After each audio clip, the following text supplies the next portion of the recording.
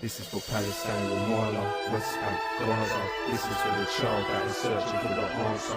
Wish I could take your tears and replace them with laughter. Long live Palestine, long live Gaza. Palestine, Ramallah, West Bank, Gaza. This is for the child that is searching for the answer. Wish I could take your tears and replace them with laughter. Long live Palestine. While we listen to tunes made by ignorant fools, Israel blocked the UN from delivering food. They bring in the troops and you won't even glimpse at the news. They make money off the products that we're quick to consume. And it's not simply a question of different views. Forget emotions, this is facts, what I spit is the truth. Makes no difference if you're a Christian or if you're a Jew. They're just people living in different conditions to you. They still die when you bomb their schools, mosques and hospitals. It's not because of rockets, please God, can you stop this all? I'm not related to the strangers on the TV, but I relate, cause those strangers could have been me. Words could never ever explain the raw tragedy.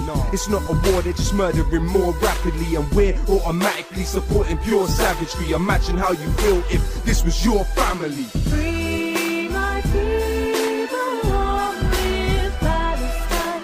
We will never let you go. Sing it with me now. Free Palestine, free Palestine, free Palestine, free Palestine, free Palestine, free Palestine, free Palestine, free Palestine. Palestine remains in my heart forever. We stand for peace, times of war, we shan't surrender. Remember, it didn't start in this dark December. Every coin is a bullet if you're Marks and Spencer. And when you're sipping Coca-Cola, that's another pistol in the holster of them soulless soldiers. You say you know about the Zionist lobby, but you put money in their pocket when you're buying their coffee. Talking about revolution sitting in Starbucks. The fact is, that's the type of thinking I can't trust, let alone even start to respect. Before you talk, learn the meaning of that scarf on your neck. Forget Nestle. Obama promised Israel 30 billion over the next decade. They're trigger happy and they're crazy. Think about that when you're putting Huggies nappies on your baby. Free my people, long live Palestine. We will never let you go. Sing it with me now. Free Palestine, free Palestine, free Palestine, free Palestine, free Palestine, free Palestine, free Palestine, free Palestine. It's not just a war over stolen land. Why do you think little boys are throwing stones at tanks? And we'll never really know how many people are dead. They drop bombs on innocent girls while they sleep in their bed.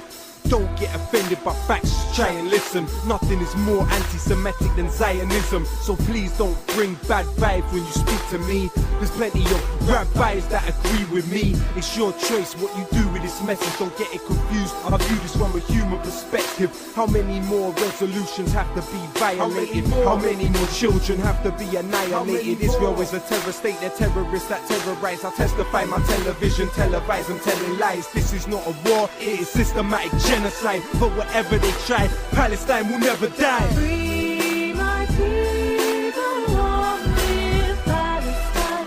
We will never let you go. Sing it with me now. Free Palestine, free Palestine, free Palestine, free Palestine, free Palestine, free Palestine, free Palestine, free Palestine. Palestine, Ramallah, West Bank, Gaza. This is for the child that is searching for an answer. Wish I could take your tears and replace them with laughter. Long live Palestine, long live Gaza. Palestine, Ramallah, West Bank, Gaza. This is for the child that is searching for an answer. Wish I could take your tears and replace them with laughter. Long live Palestine, long live Gaza. Hail, hail, and welcome welcome to the new season of the HomeBhoys. My company called the HomeBhoys Live Phone-In Show because there have been some sweeping changes here at the HomeBhoys HQ. We're gonna go through that in a minute. But welcome back. We delighted to be back. New season, competitive football, feels fresh. New manager, some players, some forgotten players looking like they might be M of the shout. Lots going on. What's great about this is our first big sweeping change, right? That I'll tell you about, and then Harper will go through his detailed agenda of exactly what it is he wants to see happen here. We're not going to take calls anymore, so we are no longer the HomeBhoys Live Phone-In Show. When we started off with the HomeBhoys Live Phone-In Show because we thought it would be kind of, it would be novel. No one was doing it before, but then nobody fucking called us up, so it kind of lost the novelty pretty quick. But yeah, so we're not going to do callers every week. We probably are going to have shows in between of our serious issues, maybe where we take callers. We're probably going to try and arrange just to have guests on each week. Now, those changes are going to be sort of gradually felt in the next couple of weeks. I feel like I'm talking about a bank or something. But you'll notice the changes. But there's going to be some changes. We're going to have some more structure to the show because we kind of relied on callers quite a bit sometimes to give us material, and we're like, we can't do that anymore because it's too much kind of worrying and fairness, big massive pain in the balls having to deal with callers. So we'll get cracking here. We're joined as usual by the three amigos, Paul Larkin. Evening. The barely alive Paul Larkin, who's still. How's the documentary coming along? What documentary? Oh, no, it's gone fine. We finished on the 11th of August. Absolutely brilliant. Everybody's, and there's been a Dublin screening that kind of announced. That was the provisional agreement was done yesterday for the Dublin screening, so that'll be the weekend of the 6th of December. Fantastic! I cannot wait for that. Also, we're joined by David Harper. Right, man. Who has finally got internet. 6 weeks. 6 weeks to get internet. Welcome to Ireland, people. Fucking country to live in. Absolutely. We sent it a couple. It took 6 weeks for the lads with the big roll of coil to get from their office up to your house. My gnomes are older than my internet. Your gnome's still alive? They still there? Yeah. I call it bird shit at this stage. But Have you given them names? No. No, you gotta give them names. Never even thought. You gotta give them names. So I'm also joined by Jason Higgins out there at Wishaw. How you doing? Why am I shouting? I don't know. Sure, you can do what you want. That's right, we can do what we want. So it's good to be back. How you all feeling? Doing good. Yeah. Competitive football got you excited again, folks? I'm sitting here like an extra fucking Mississippi. Mississippi's burning, man. I'm sweating like fuck, I don't know what, man. If there was a man built for the winter, it's me. Like. It's been a sweaty day, like. Oh, it's horrible. Muggy as anything. Like. Even in the car, I had the air on, the windows open, I'm still sweating. It's unbelievable. Anyway, we got quite a bit to talk about. We got to talk about the changes in the show. Harper, do you want to talk about that yourself, or do you want us to kind of discuss it? Well, it's just really because we discussed amongst ourselves that we gave it a good 2 years to try to build up following the show, but I think we realised 95% of our audience listening to it as a podcast knows a live show. Yes. We want to get enough variety of callers, and this is nothing against the people who were calling in every week, Alistair and Brendan and stuff like that, but we wanted it to be people phoning up with different topics, and a lot of the time it was we'd be speaking about something for half an hour, going to someone else, and somebody would call, want to talk about something that we'd already covered and stuff like that. Yeah. So we just felt, unless there's something big happened, I mean, we could just talk about the game amongst ourselves and stuff like that and cover things, and also it will help us with our sound issues and stuff like that. That's true. It'll be a lot easier for us, basically, and I think we were starting to lose a wee bit. Well, I certainly was. I can only speak for myself. I wasn't enjoying it as much as the way it was going, I don't think. Yeah. And I think this is a way to sort of pull it back for us. It's just kind of refreshing, the whole thing for us. I mean, Aye.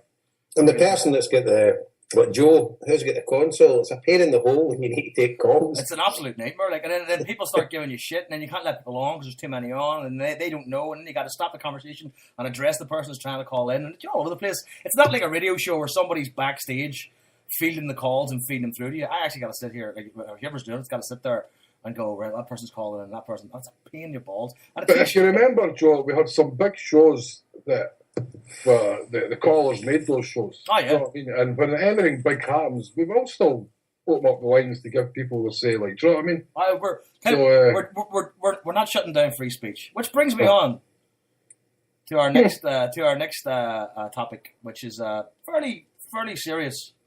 Was it Friday night or Thursday night? Later. Friday night, we became aware of a couple of tweets, actually a series of tweets that came out from the Rebel Podcast Twitter account. We went and checked it out. Noticed they had a big Israeli flag up, and a lot of the tweets were about support for Israel and quote unquote defending themselves. There was a lot of sort of back and forth between different people who weren't pleased with some of some of the remarks that have been made on their Twitter account, and it got a bit ugly, kind of really quickly. And we got together, the four of us, and we had a discussion, as we do regularly, nearly almost every day we're in contact, I think. And we had to talk about it, and we decided that if the Rebel Podcast were going to maintain that stance, and if that was their way of thinking, if that's what they wanted to put out to the world on behalf of their podcast, and by proxy, Hail Media, that we, morally and ethically, couldn't stand behind that, because what's going on in Gaza right now, and the Palestinian people, is just, I mean, it's fucking horrendous. I mean, and it's got nothing to do with history. It's got nothing to do with... Well, obviously it does, but I mean, what's happening right now, we're not talking about history, about conflict, about religion. We're talking about people. People fucking dying on the streets of Gaza. Children, I seen a photograph today of two toddlers, on fire in Gaza, right? And see that shit, that fucking disgusts me. That's horrendous. That's inhumane. Right? There's no room in my world for that type of shit. And anybody who's going to stand up and try to defend that, it will have nothing back from me, because I don't want to be associated with anybody like that. We're not trying to make a big deal out of this. We're not trying to badmouth anybody. We're just saying this is the decision we made collectively. We contacted all the rest of Hail Media, all the other shows, informed them what we're going to do. We've removed the Rebel Podcast from the Hail Media network. They no longer will be broadcasting with us. We've had contact with the guys as well. Obviously, there's a bit of friction there, but that's our stance. We are not in any way, make it very, very clear, we are not going to defend anything Israel is doing, because it's fucking shameful and it's disgusting. And there's worldwide outrage. It feels to me that there's been a massive worldwide awakening. I know everybody's always been aware of Palestine, or aware of Gaza, and aware of the West Bank. I have a flag in my house, which is now nailed to my window frame in the kids' playroom. But see what's happening right now? It's above and beyond anything we've seen before. And it is genocide. I mean, and people are saying to me, oh, well, genocide, they can wipe them out in a week. You know why? No, I don't wipe them out in a week, because it's probably fucking better for them to take their time with it. Right? And America should be ashamed of themselves. Israel should be ashamed of themselves. Anybody that defends this should be fucking ashamed of themselves. This is a human crisis. This has got nothing to do with politics. So, at the end of the day, Rebel Podcast are no longer part of the Hail Media Network. And that's kind of all we got to say on that. Jason, you want to throw anything there? No, I've just returned for a wee protest tonight down at Motherwell Cross. There was about 40 of us with Palestinian flags and some placards, and it was well received. The police even came up and spoke to us. And we stayed there for about an hour, and all the cars going by, took their horns. I think it's great that a lot of people throughout the island of the UK and in Ireland are coming out and protest here, and actual worldwide. And let's say it, there's about 100,000 Jews come out in New York. Yeah, I've seen that. The Palestinians, you know, and Hasidic Jews. It's heartwarming that people, and I don't give a shit what religion anybody is. Protestant, Catholic, Jewish, Hindu, Muslim, Sikh, I do not care. You're a human being, and I don't care what religion anybody is. But I totally back you up whenever you say what's going on in Israel at the minute is an absolute abomination to mankind. It's an absolute disgrace, and it's indefensible. I don't care. I don't care if you think that's your spiritual homeland. And by the way, I've got no time for Hamas either. I've got no time for any extremism of any sort. But the bottom line is, what's happening in there is unbelievable. It's just there is no words, and it's indefensible. Yeah, absolutely. And some of the footage, I've seen some of the footage recently, and it's the kind of stuff I wouldn't normally ever look at, but I feel I have to, just to get a sense of how gruesome and how awful and how disgusting this is, you know? And it's because it's very easy, especially when you're watching the news or paying attention to the media, it's very easy to get sidetracked and get caught up in something else and get distracted. And I don't think anybody should be distracted by anything until this is stopped, you know? Paul, you have anything you want to add? Yeah, I mean, I think just touching on what you just said there, Joe, about the footage. I mean, I've seen lots and lots of photographs myself on Twitter and things like that, and I've seeked them out as well, because I think, you know, in relatively safe countries like the ones we stay in, we owe that to the people who actually see the extent of the human tragedy. You know, I'm not sort of offended by pictures like that, because, you know, I want to see what's going on. And when you isolate this incident and you isolate what's going on there, then it is, of course, a genocide. And, you know, I think the way the world's gone right now, with this going on and what happened with the plane getting shot down and things like that, it kind of feels like we're on the sort of worst reality show ever, you know? And I think that at the very least that people in this country that take to the streets and put placards up and make protests and say stuff like that, that's the least we can do. And in regards to the whole stuff that was coming out for the Rebel podcast, then it wasn't defensible, you know what I mean? Because there was this whole backdropy argument regarding the Holocaust, which has absolutely zero to do with what's happening in Palestine right now. And from a moral stance and just from a human stance, I think that the only thing Hail Media could do was what we did. Yeah, exactly. I think we had any choice, and I think we were all on the same page, ethically, morally. We were all like, "No, this cannot stand." We moved as quick as we could to distance ourselves from those comments because that's not the people we are. That's not the show we are, and that's not the network we are, right? And I just want people to realize that, that's how seriously we take this. You know what I mean? Like, we're not a massive conglomeration of people. What we are is very passionate about what we do, and we're very protective about what we do. We love this show, we love Celtic, and we love being a voice for people. But we're not going to stand by and let people just, say whatever they want whenever it's against what we believe. And people can say, "Oh, you have to have it open to other opinions, and you got to be able to, have a balance." See, in this. I don't think there is a balance. There is no balance. There's 2 dead Israelis, one by friendly fire. How many dead Palestinians are there? Over 500 now? Yep. That's 3 or 4,000 injured. There's no balance there. There's no fucking balance at all. That's impossible to defend that. Right? Completely impossible. We just want to make that clear. Harper, about yourself? Nothing to add. Just echo everything that you said, Joe. We're not trying to turn this into a witch hunt against anybody, but we did feel that as the first show to broadcast since the weekend that we had to put the record straight on behalf of Hail Media. I'm glad that everybody else seemed to take the same point of view as us, because I think if we hadn't, we would have probably left the network. Yeah. And went alone. That's how strong we felt about it. Yeah, just to echo everything you say, and I don't know, man. It's just, as you say, it's a human tragedy. It is. It's disgusting. There's some of that, the footage, the photographs. Now, this brings us on to another issue that we want to talk about, and this is also brought up today in correspondence with the Rebel podcast. A lot of the anti-Semitic and hatred that was directed towards Nir Beaton, who put up an Israeli prayer with the backdrop of Israeli soldiers. And it was a prayer to say, in short, I pray for the soldiers, and basically let's crush our enemies, kind of thing. I mean, there is, well, I read the English translation.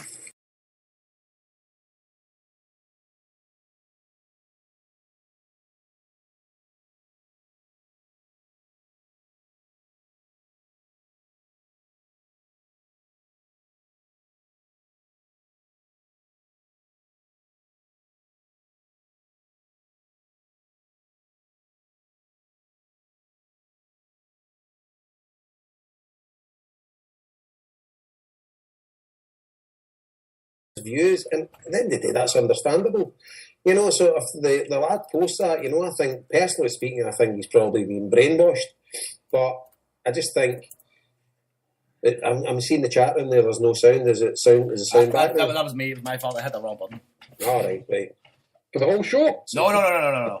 No, I just get texts and going off here. So what I think is Nir Beaton, I think he's a young kid, and he's grew up in Israel, and he's obviously listened to Israeli media, and to me, I think he's been brainwashed, with their media, but that's fine. I don't hold it against them, and I don't think Celtic fans should as well, because anybody can play for Celtic, any creed, any colour, but I know there's a lot of strong feeling about this, and people are wanting him not to play with Celtic again and stuff. I don't take that stance personally. Everybody's entitled to their own opinion, but he's a young kid, and he's grew up in that environment, and I can't hold it against him. If someone's a loyalist for Belfast and they hold extreme views, the polar opposite of me, because of the way they were brought up, I'm not going to hold it against them. That's just the way they're brought up. But as I say, Celtic Football Club, everybody's welcome, and Nir Beaton will get my full support. I think it was misguided what he done, and I think he realises now the depth of feeling among the Celtic support and what's going on over there.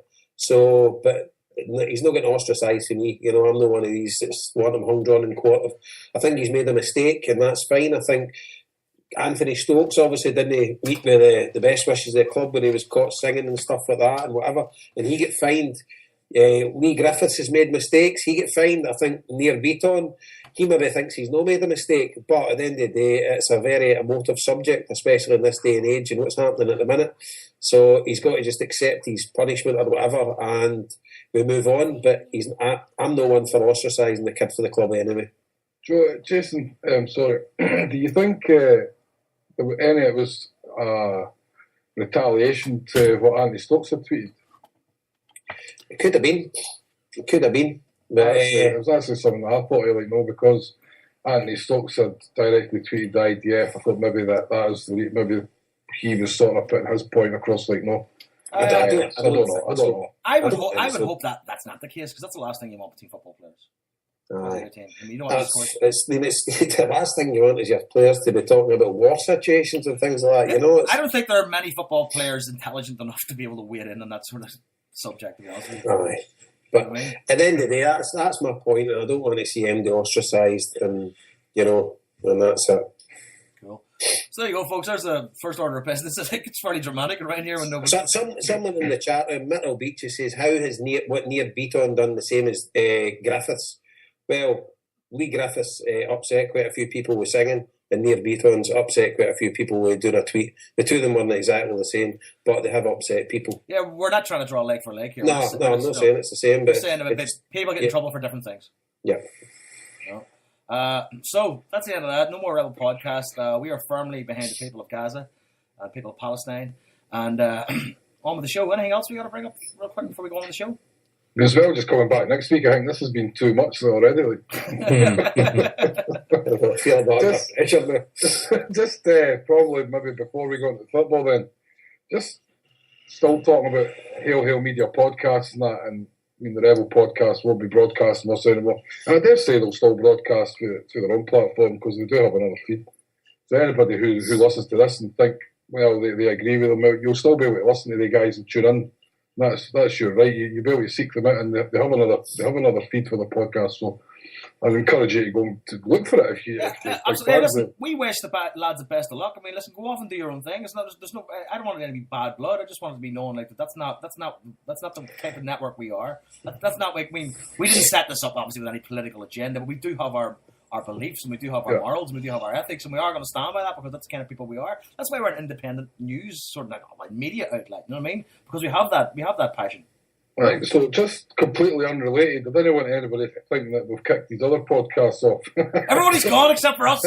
Because obviously speaking over the weekend, and we had to find out who was doing what as the season was going forward, because we've got to set things up like financial stuff and that, things we need to pay for and stuff like that, and it gets split between the shows. So I think we kind of knew anyway the answers, but the TikTok podcasters, they've retired.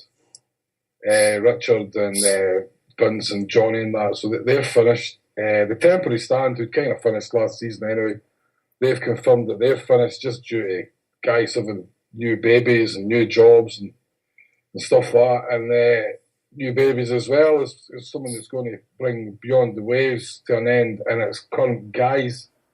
Graham's got a child on the way, so he obviously can't commit to doing like a show after every game like he was before. I think that was a really popular podcast, but so Graham will still keep his hand in, maybe do a show once or twice a month, just different things, whatever he likes really. He's still going to be part of the network. I don't know if it'll be Beyond the Way. I know him and Paul have been doing the 10 in a row podcast. So whatever Graham's going to do going forward, he's still going to be part of Hail Media, and he'll still be doing the podcast. So that kind of, it really leaves the lineup ourselves, Half the World Away, the 90-Minute Cynic show, and Desert Island Tim's, really. Sounds like Hail Media is being brought down by an avalanche of babies. No, good job for us. I'm already. We're already just sitting a bit. We've been through all that. We're over the hill. Yeah. So at the end of the day, there's an opportunity there. So if you're sitting out there listening, and you're like, I could do that. Get together with a couple of your mates and do it, and then send us it through, and we'll get our team of directors and producers. You're good enough. Special preference. We'll get our team of directors and producers to give it the 5 times over. And also, special preference will be given to men who are infertile. No.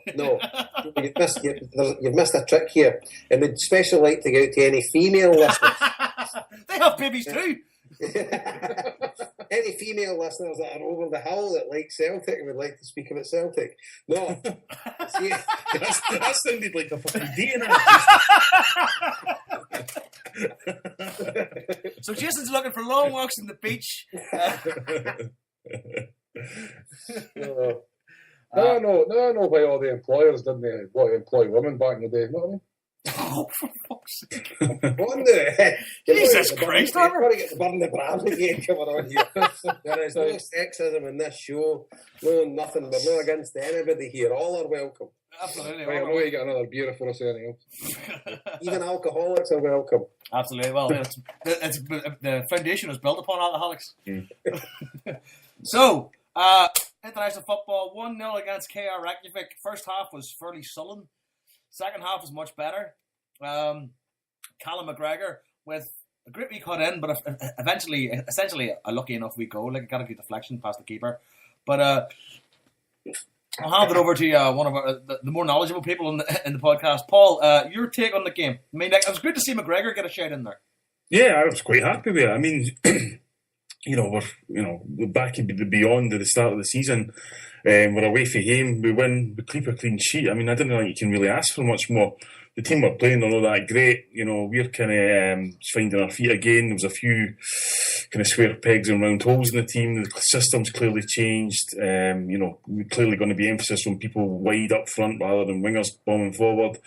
But I think you could see, Joe, as the game went on, become easier and more comfortable for Celtic. Every time Reykjavik went up the pitch, Van Dijk or Ambrose just ushered them out the way and started another attack. On another day, we could have had 4, 5, 6, which I firmly believe we'll get tomorrow. And I mean, it starts slow. It was pretty good. I mean, I can't emphasise enough that is the most important game of the season, because if you go out in this round, that's European football finished, kaput. At least for the next stage, you get another kick at it, whatever way you want to go. But so I was quite happy. I think it's been a pretty decent pre-season. Still being spectacular, but with no kind of having nervous breakdowns about losing 4, 5, 6 or anything. Can I just say something? I never caught you. I'm just back in the room, but of course I forgot to mention the Lost Boys.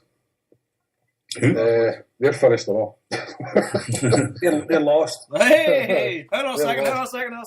Crystal has his final history podcast today and upload, which he promises he's going to get me into, but he's going to get around to. But he's really busy at the minute. But he's finished as well. And I just wanted to say, but what I should have added as well, Joe, was that loads of the different guys for those different shows are guys who we all have on here as guest hosts to fill in for us.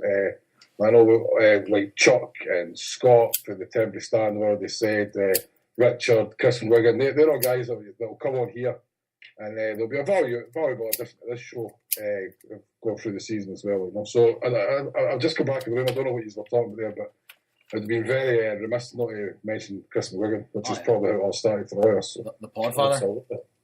I know we're just talking about the KR Reykjavik game, about McGregor getting a shout and about the play overall. What was your take on the game, Harper? It's funny. I went to Sarsfields to watch the game last week, first game of the season, sort of thing. So we tried to make a kind of showy numbers, and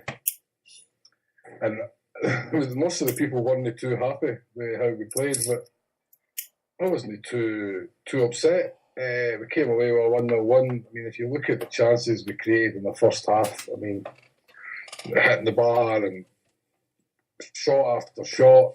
Some of it wasn't very pretty, but it's a game where it's so many of these early games in middle of July. Like, no, players are still rusty. You've got 3 players there who are just back from Brazil. Yeah. Do you know what I mean? All right, Fraser Foster didn't play, but it's still a big thing. They came for a sort of big high sort of thing there, and it is draining as well. They've come for a long season. They've not really had a break. So I'm not making any excuses for performance. Just to me, it was a job done. Coming away with any sort of result to bring back to Celtic Park. In this day and age, you have very few teams that you go and hammer. So I was happy enough with a 1-0, man. I don't know. I wasn't getting upset with other people. I thought the first half was lackluster. Second half was a lot better. I thought Effie Ambrose looked really, really well for a guy who'd been in the World Cup and been playing. I mean, he looked really good. Big Van Dijk looked good. Anybody you've spotted? I mean, the good thing I like about Ronnie Deila is that he just seems to be giving players a chance. You know, who like Colin McGregor. I don't think any of us would have known that much about him. Would we have beforehand? No. So, but I mean, like obviously, like we spoke about this in the last show. But Ronnie Deila being the kind of guy who can obviously spot a player, and as he took someone like Johansson from like a nobody team to Strom Gatsett, and then put him on the Celtic. So, I mean, Well, Joe, if you remember, it was interesting. We I don't think we spoke about this. We were at a Norwegian guy yeah, in Dublin. We were at a thing on Vicar Street, and we met this Norwegian guy who gave us the proper pronunciation of Ronnie Deila. Deila, that's how you said it. We were Deila. talking to him about. Do you think there's any players that? This is a guy who's a Norwegian football fan. Should add that. Like, Hey, I'm here. Players and he said to we were asking him like, is there any players on that team that you come through that you would think like obviously sold Johansson to Celtic, but like, is there anybody there who you think might? This is a guy you'll probably want to look to maybe bring with him to Celtic. And he says, well, there's one guy who brought into the team at 16-year-old. So, I mean, whether that's somebody we'll go after, like, I think the guy's already an international now at 17. Yeah. But what it does goes to show is a team that was chasing to win the league, he didn't have any problems with bringing a 16-year-old into his team. So I think that bodes well for those of us who want to see youth given a chance at Celtic. What that says to me as well is that like Ronnie Deila is a guy who is firmly acts on his beliefs. You know what I mean? He obviously saw promise in someone like McGregor, and he's like, right, put him in. Biggest game of the season, first game of the season, biggest game of the season. Throw that kid in, does the job, wins the game. You know. Yeah. And I think Ronnie Deila seems to be a kind of guy that lives and dies by his decisions. You know, and I think if he puts enough faith in a player, that he obviously has the ability, the man-on-man ability to get the most out of that player. And kind of in a Martin O'Neill sense. Obviously, Martin O'Neill's a special case, but I mean, Ronnie Deila is a lot more, relaxed and a lot more low-key than Martin O'Neill. But I like a guy like that. I like a guy that can take chances because that's the kind of thing we've been screaming out for years. You know. I think as well, when was the last time, or has it ever happened that we've sent a player out on loan and then he's come back and got into the team? No. Usually when we send someone out on loan, it's goodbye. It's kind of like takes up their wages for a couple of years and then we just get rid of them for nothing. So I mean, it's great to see something like that. I mean, straight off the bat, that's positive progression for me. You know what I mean? Jason, that's a good point you bring up because the many players that we've had out on loan now can see this as a fresh chance under a new manager. You know what I mean? It wasn't him that sent them out on loan. So it's maybe gives you a young guy who's been sent away a chance to come out and say, well, I can go back there and show another management team that I'm still worth a chance at Celtic. Yeah. Absolutely. But I've also noticed. I also noticed Tony Watt didn't get a shoot. I mean, I know. Yeah. He's injured. Is he injured? Or He's injured, right. All right, that's about to start ripping the piss. I was wondering why he wasn't even getting sent away with the squad and stuff. So that's fine. But I hope he gets a chance like the rest of them. I'm sure he will. I thought we played actually all right. I thought the game. I mean, Chris Commons could have scored about 7 or 8 himself. Aye. Dale's already mentioned him. Happy enough with that. It's all about getting the result, and it's just clean sheet you win. And I agree with you, Paul. I think it'll be a barrel load tomorrow at Murrayfield. Yep. Speaking of Murrayfield, Dale has said he's very happy with the pitch at Murrayfield. I mean, how many games are you going to play at Murrayfield? Does it look like 2? Just 2. Fantastic. Yeah. I did see a picture from the Commonwealth Games at Celtic Park. It looked fantastic. Did anybody see that? No, I've seen a couple of things. My 2 wee nephews there in the opening ceremony. I know it was a mocked-up photograph or a real photograph. It looked really, really good. What was it all about there? But yeah, Kara Reykjavik. So I thought the first leg was going to be a goal fest. But then again, you're playing away from home, different pitch, different atmosphere. So I don't think Murrayfield will affect them that much, will it? That won't. Do you think they've been training with the scrums and stuff like that? But do you think they're any good with that kind of stuff? What do you mean, the players? I'd say Big Van Dijk would probably hold his own. Him and Forster, they'd just be throwing people, really ragdolling players. Okay, everywhere. And here as well. Like, speaking of that, I mean, I was actually kind of happy, and I know we kind of gave Craig Gordon a bit of a roast in there last time, but I was really happy to see him in goals the other night.